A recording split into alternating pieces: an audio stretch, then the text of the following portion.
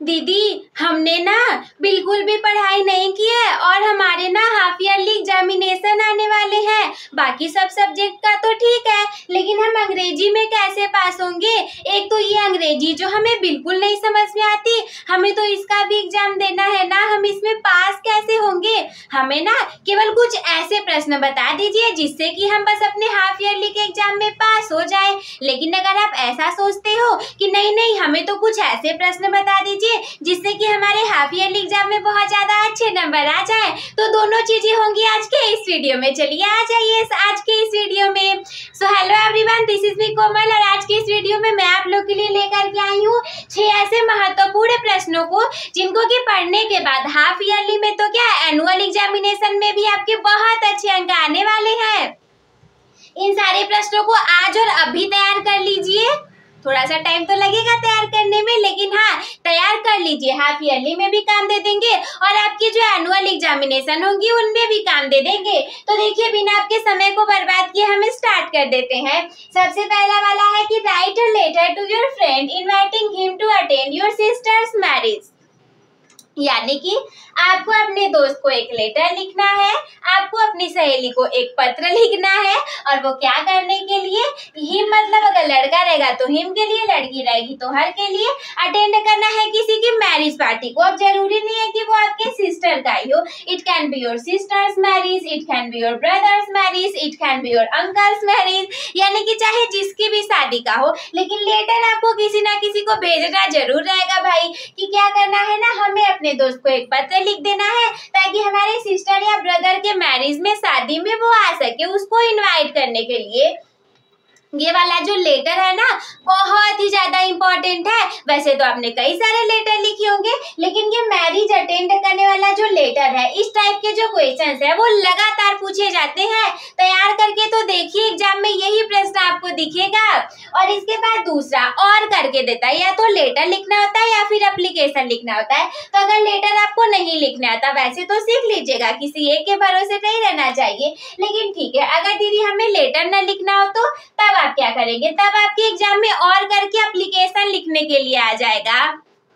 या तो आप लेटर को लिखेंगे या फिर आप एप्लीकेशन को लिखेंगे। तो देखिए, एप्लीकेशन में ये वाला most important, write an application to the principal, या यहाँ पर हो सकता है to the principal of your college भी, या फिर ऐसा है कि write an application to the principal requesting him to grant you full concession in fee. यानी कि आपको क्या करना है ना, अपने जो स्कूल है, कॉलेज है, उनके प्रधानाचार्य जी को, उनके प्राचार्य जी को एक क्या करना है, एप्लीकेशन लिख देना है फुल फी कंसेशन के लिए। ये भी मोस्ट इम्पोर्टेंट है। लगातार सीरीज उठा करके देखेंगे, चाहे कोई भी बोर्ड एग्जाम हो, हमेशा ये आया हुआ है। अब मैं ये नहीं कहने चाहूंगी कि सातों सेट में आ जाएगा, लेकिन हमेशा आपको किसी ना किसी सेट में जरूर देखने के लिए मिल जाएगा। इसके बाद तीसरा है, write an article on an Indian farmer on the basis of given clues.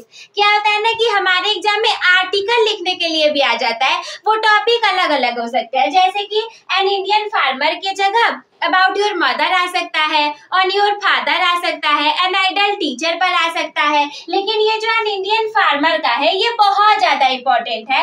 आपको एन इंडियन फार्मर पर आर्टिकल लिखने के लिए आ जाएगा, और ये बेसिस होगा इन सारी चीजों के आधार पे।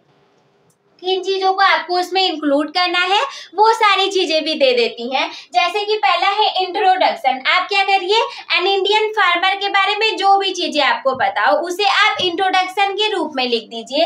इसके बाद होम, जो इंडियन किसान होते हैं उनका घर कैसा होता है, जनरली वो गाँवों में रहते हैं, तो गाँव के बारे में लिखिए। होम के बारे में, एजुकेशन, उनकी शैक्षणिक योग्यता क्या रहती है, कितने पढ़े लिखे होते हैं। तो ज्यादातर इलिटरेट ही हो जाते हैं, क्योंकि भाई पढ़े लिखे लोग ना खेती करने के लिए नहीं जाते, वो तो किसी काम को करने के लिए चले जाएंगे, तो ज्यादातर वो इलिटरेट ही रह जाते हैं। इसके बाद उनकी डेली लाइफ कैसी होती है, हमें भी पता है कि सुबह उठेंगे, गायों के पास जाएंगे, भैंसों के पास जाएंगे, बकरी रहेगी तो खेत में जाएंगे, बहुत सारे काम होते हैं और बहुत मेहनत करते हैं वो लोग। तो उनकी डेली लाइफ कैसी होती है, सोर्स ऑफ एंजॉयमेंट, अपने ऐसी जिंदगी में उनके एंजॉयमेंट का सोर्स कैसा होता है, कहाँ से उनको थोड़े बहुत मनोरंजन के साधन मिल जाएंगे, कहाँ से वो थोड़ी बहुत खुशियों को पालेंगे। अगला है इफर्ट्स ऑफ इम्प्रूवमेंट, यानी कि उनकी जो खेती है ना उसे वो किस तरीके से थोड़ा सा ज्यादा अच्छा बना सकते हैं, उसको वो इम्प्रूव कैसे कर सकते हैं। जैसे कि पहले वो बैलों से चलता था, हल चलता था, बट अब हमारे पास ट्रैक्टर हो गया है और कई सारी मशीनें भी आ गई हैं खेतों में अलग अलग प्रकार के काम करने के लिए। तो इसी तरीके से वो अपने एग्रीकल्चर को इम्प्रूव कैसे करेंगे इसके बारे में आपको लिख देना है। अगर आपका घर गांव में होगा तब तो भाई आपका बन गया, क्योंकि आपको ये सारी चीजें पता होंगी। हाँ, लेकिन आपको इंग्लिश में बना करके लिखना आना चाहिए, तभी आप ऐसा कर पाएंगे। अगला है अ लेटर टू गॉड, ये वाला जो चैप्टर है ना इसको आप लोग को पढ़ लेना है। अ लेटर टू गॉड ये वाला जो चैप्टर है इसको आप लोग को पढ़ लेना है। वो भी क्या करने के लिए, जो क्वेश्चन आंसर आते हैं, क्वेश्चन आंसर के लिए अ लेटर टू गॉड वाला चैप्टर आप लोग पढ़ लेंगे।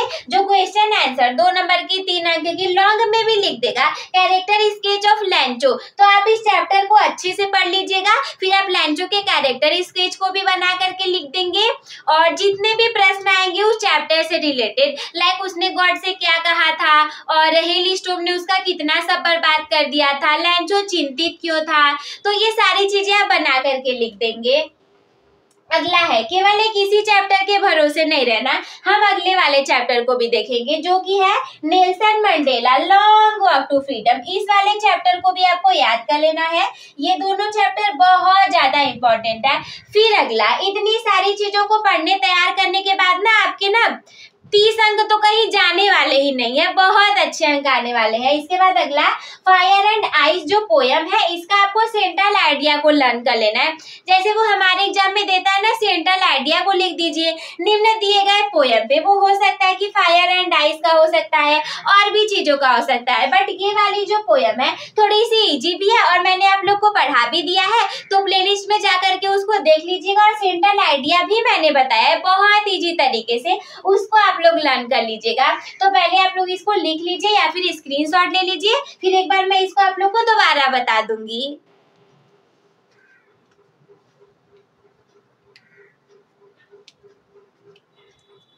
ठीक है, तो आई होप कि आप लोगों ने स्क्रीनशॉट ले लिया होगा। एक बार हम इसे फिर से देख लेते हैं। देखिए पहला question, write a letter to your friend inviting him और her to attend your brother और सिस्टर्स मैरिज। इसको आपको लर्न कर लेना है।